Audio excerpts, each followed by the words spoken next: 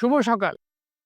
একটু শীতের আমেজে শিশির ভেজা মাঠে হাঁটতে একটা আলাদা আনন্দ পাচ্ছি। আমি প্রতিদিনই হাঁটি ২০-২৫ বছর ধরে।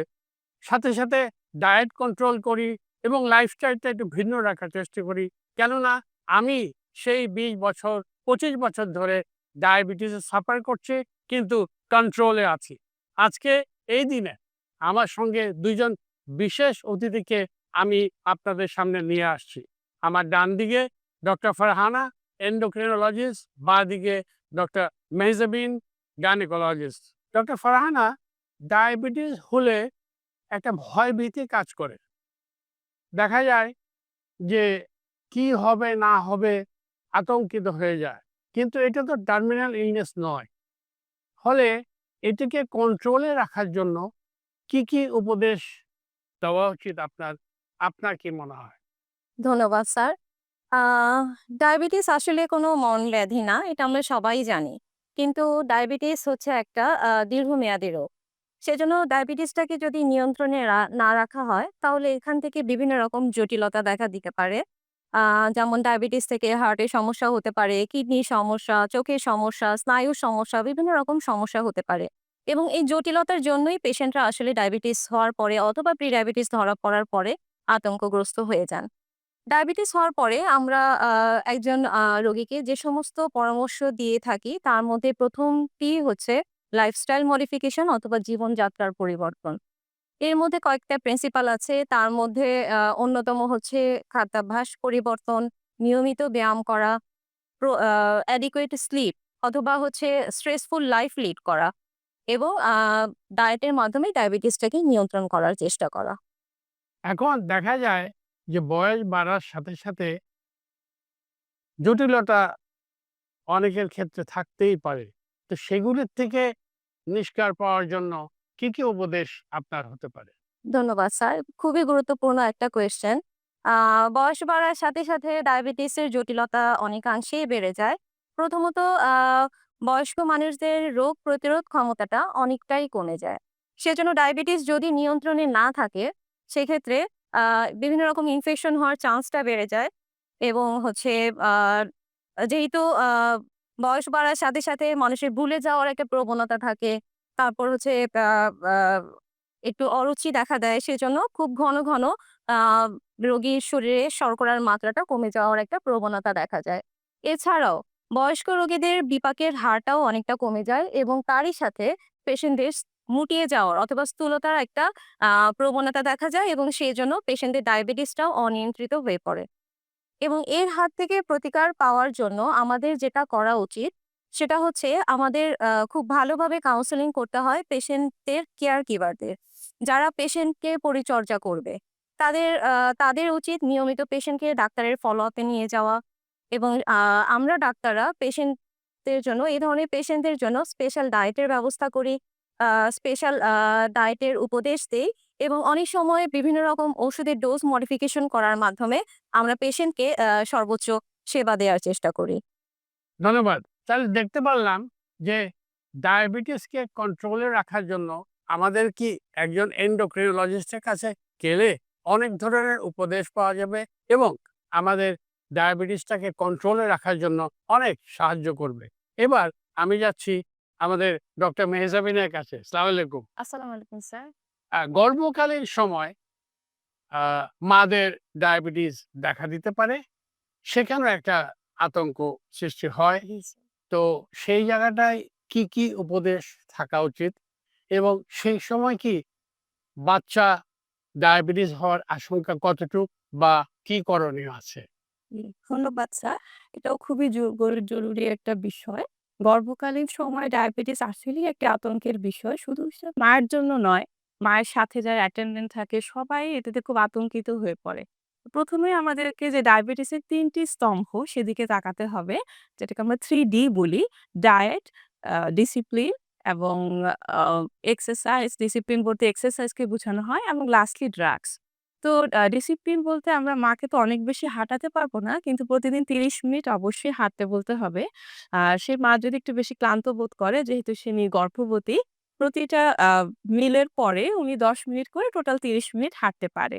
এরপরে যদি আমাদের টার্গেট ফিল না হয়, আমাদের যেটা বিভিন্ন গাইডলাইন অনুযায়ী টার্গেট হচ্ছে হিমোগ্লোবিন 1c লেস দ্যান 6.5% এবং খালি পেটে ব্লাড সুগারটা লেস দ্যান 5.3% এবং ভরা পেটে আ খাবারের ২ ঘন্টা পরে 7.6 মিলিমোল পার লিটার আ এটার নিচে থাকতে হবে। সেটাও যদি ফিল আপ না হয়, সেক্ষেত্রে আমরা তাকে খাদ্যাভ্যাস চেঞ্জ করতে বলতে পারি। শর্করাযুক্ত খাবারগুলা কমপ্লেক্স কার্বোহাইড্রেট দিব।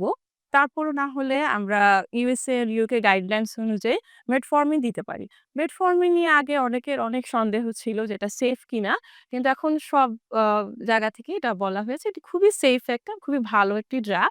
মেটফর্মিন আমরা ৫০০ মিলিগ্রাম থেকে শুরু করে ২০০০ মিলিগ্রাম পর্যন্ত সেফলি ইউজ করতে পারি।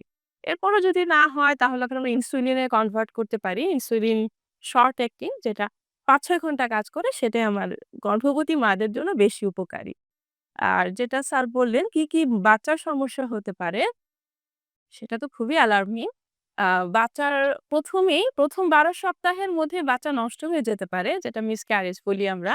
এবং ২০ সপ্তাহ ১৩ থেকে ২০ সপ্তাহ আমরা ২ টি অ্যানোমালি স্ক্যান করি। ওখানেও প্রচুর কনজেনিটাল জন্মগত ত্রুটি দেখা দেয়। যেমন আপনার হার্টে ডিফেক্ট হতে পারে, আ লাংসে, খাদ্যনালীতে, ব্রেইনে অনেক সমস্যা দেখা দিতে পারে।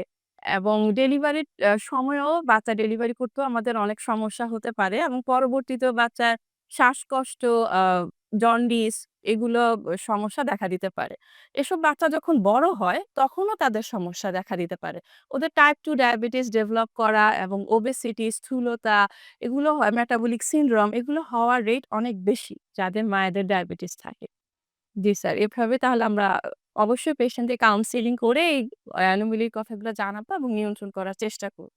ধন্যবাদ। তাহলে pregnancy is not a disease, it's a state stage which is good for us. সেই ক্ষেত্রেও ডায়াবেটিসকে কন্ট্রোলে রাখা যাবে। কিন্তু আপনি যে কথাগুলো বললেন সেদিকে খেয়াল রাখতে হবে। জি স্যার।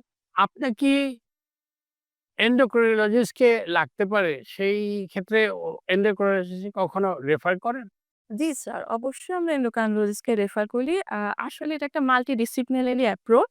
এন্ডোক্রাইন ইভেন আমাদের পেডিয়াট্রিক সার্জনও লাগে। পেডিয়াট্রিক সার্জন, নিউনোটোলজিস্ট, এন্ডোক্রাইনোলজিস্ট সবার সাথে সম্মিলিতভাবে প্রচেষ্টায় আমরা একটা সুস্থ মা এবং সুস্থ শিশুর পরিকল্পনা করি। ধন্যবাদ। আমরা আবার ডক্টর ফারহানার কাছে ফেরত যেতে চাই। যেটা হচ্ছে যে ফ্যামিলি হিস্ট্রি যদি ডায়াবেটিসের থাকে তাহলে আশঙ্কা বেশি দেখা যায়। তো সেইসব ক্ষেত্রে ডায়াবেটিস হবে না এ কথা বলা যায় না। কিন্তু প্রিভেন্টেটিভ সাইডে কি করণীয় আছে? ধন্যবাদ স্যার। খুবই গুরুত্বপূর্ণ একটা কোয়েশ্চেন। আমরা জানি যে ফ্যামিলি হিস্ট্রি ডায়াবেটিসের জন্য খুব ইম্পোর্টেন্ট একটা ফ্যাক্টর। এবং আমরা এশিয়ানরা genetically predispose for developing type 2 diabetes. এবং যদি কোনো পেশেন্টের দেখা যায় যে প্যারেন্টসদের মধ্যে একজনের যদি ডায়াবেটিস পজিটিভ থাকে, তাহলে 40% সম্ভাবনা থাকে ডায়াবেটিস হওয়ার। আর যদি বোথ প্যারেন্টসদের যদি ডায়াবেটিস থাকে, টাইপ 2 ডায়াবেটিস থাকে, তাহলে 70 থেকে 80% সম্ভাবনাটা বেড়ে যায়। তো সেক্ষেত্রে জেনেটিক ফ্যাক্টরকে রিভার্স করার তো আমাদের আসলে কিছু করার নেই। আমাদের যেটা করতে হবে সেটা হচ্ছে ডায়াবেটিস হওয়ার যে অন্য কম্পোনেন্ট গুলা, যেটা হচ্ছে এনভায়রনমেন্টাল ফ্যাক্টর। আমরা জানি যে ডায়াবেটিস একটা মাল্টিফ্যাক্টোরিয়াল ডিসঅর্ডার। কাজে এনভায়রনমেন্টাল ফ্যাক্টর গুলাকে আমরা প্রথম থেকেই রিডিউস করার বা সেটাকে হচ্ছে আয়ত্তের মধ্যে নিয়ে আসার চেষ্টা করব। তার মধ্যে হচ্ছে প্রথমেই যেটা বলতে চাই সেটা হচ্ছে স্থূলতা প্রতিরোধ করতে হবে এবং টাইম টু টাইম স্ক্রিনিং করতে হবে। যে পেশেন্টগুলো রিস্ক গ্রুপের মধ্যে পড়ে, তার মধ্যে একটা হচ্ছে পজিটিভ ফ্যামিলি হিস্ট্রি, অথবা পেশেন্ট যদি ওভারওয়েট অথবা ওবেস হয়, অথবা পেশেন্টের যদি কোনো হরমোনাল ডিসঅর্ডার থাকে, অথবা পেশেন্টের যদি ডিসলিপিডেমিয়া অথবা হাইপারটেনশন থাকে, এই সমস্ত পেশেন্টদেরকে আমরা হাই রিস্ক গ্রুপের মধ্যে ফেলি। এবং এই ধরনের হাই রিস্ক পেশেন্টদের বয়স 35 হওয়ার সাথে সাথে আমাদের স্ক্রিনিং এর আওতায় নিয়ে আসতে হবে পেশেন্টকে। এবং পেশেন্টদের আর্লি স্ক্রিনিং করে যদি আমরা আর্লি প্রি ডায়াবেটিস অথবা ডায়াবেটিস যদি ডায়াগনোসিস করতে পারি, তাহলে আমরা প্রথম থেকে এই পেশেন্ট গুলোকে আমরা অ্যাসেস করতে পারবো এবং পরবর্তীতে প্রি ডায়াবেটিস থেকে তার যাতে ডায়াবেটিস না হয় সেটাকে আমরা প্রতিরোধ করতে পারবো। অনেক ধন্যবাদ। Let's not be afraid of diabetes. Let diabetes be afraid of us. আমাদের ২ অতিথি অনেক মূল্যবান বক্তব্য রাখেন। তাদেরকে অনেক ধন্যবাদ জানিয়ে এখানে শেষ করছি। আল্লাহ হাফেজ।